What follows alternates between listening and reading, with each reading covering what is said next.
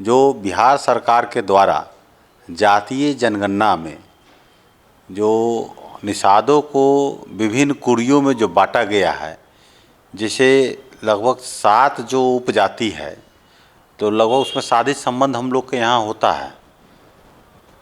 जैसे केवट है, बिंद है, बेलदार है, गोढ़ी है, खुलौट, सुरैया, बनपट। तो ये जो 7-8 जो कुरी है, इसमें हम लोग का शादी संबंध होता है।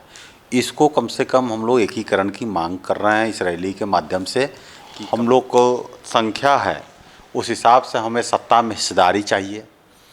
5वां है कि हम लोग के समाज के दूसरे स्टेट में आरक्षण ST SC में लागू किया गया है, लेकिन बिहार में क्यों नहीं।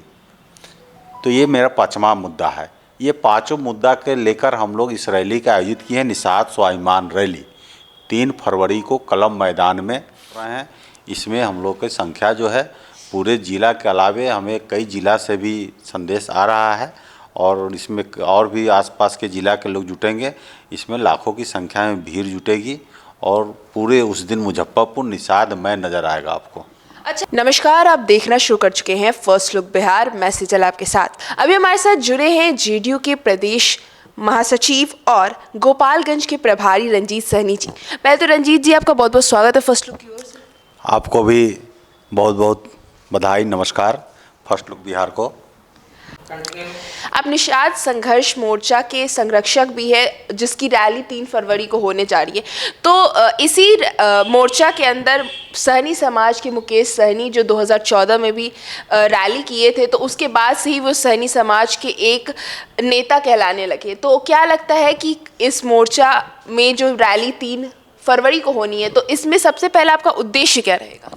देखिए, सबसे पहले तो मैं आपको सभी आपके फर्स्ट लुक बिहार चैनल के सभी साथी को मैं नमस्कार और बधाई देता हूं। और जो आपने सवाल किया है कि 3 फरवरी को निषाद संघर्ष मोर्चा की तरफ से जो निषाद स्वाभिमान रैली आयोजित है, उसका मुख्य उद्देश्य क्या है। तो उसका मुख्य उद्देश्य हमारा 5 एजेंडा है। जो बिहार सरकार के द्वारा जातीय जनगणना में जो निषादों को विभिन्न कुरियों में जो बांटा गया है, जैसे लगभग 7 जो उपजाति है, तो लगभग उसमें शादी संबंध हम लोग के यहाँ होता है। जैसे केवट है, बिंद है, बेलदार है, गोढ़ी है, खुलौट, सुरैया, बनपट। तो ये जो 7-8 जो कुरी है, इसमें हम लोग का शादी संबंध होता है। इसको कम से कम हम लोग एकीकरण की मांग कर रहे हैं इस रैली के माध्यम से कि कम से कम इसका एक कोड होना चाहिए। इस सभी के मल्लाह निषाद के ब्रैकेट में ये जात को उसमें इसका दिखाने का काम करे बिहार सरकार। दूसरा जो है कि जिस हिसाब से अभी जो पुलिस प्रशासन के द्वारा जो निषाद समाज के लोगों पर जो अत्याचार दुर्व्यवहार किया जाता है, वो एक हमारा दूसरा मुद्दा है। तीसरा मुद्दा है कि जो मछुआ समाज के जो भी लोग हैं, उसको जो केंद्र सरकार एवं बिहार सरकार के द्वारा जो लाभान्वित योजना है, उसमें जो जिस स्तर पर हो, उसमें भारी मात्रा पर जो भ्रष्टाचार है, उसके खिलाफ जो उसका पूर्ण रूप से उस लाभान्वित जो भी है उसको वो लाभ नहीं मिल पाता है, और उसमें भारी मात्रा पर गड़बड़ी होती है पदाधिकारियों के खिलाफ। वो हमारा तीसरा एजेंडा है। चौथा एजेंडा हमारा जो है कि जिस हिसाब से जो हम लोग को संख्या है, उस हिसाब से हमें सत्ता में हिस्सेदारी चाहिए।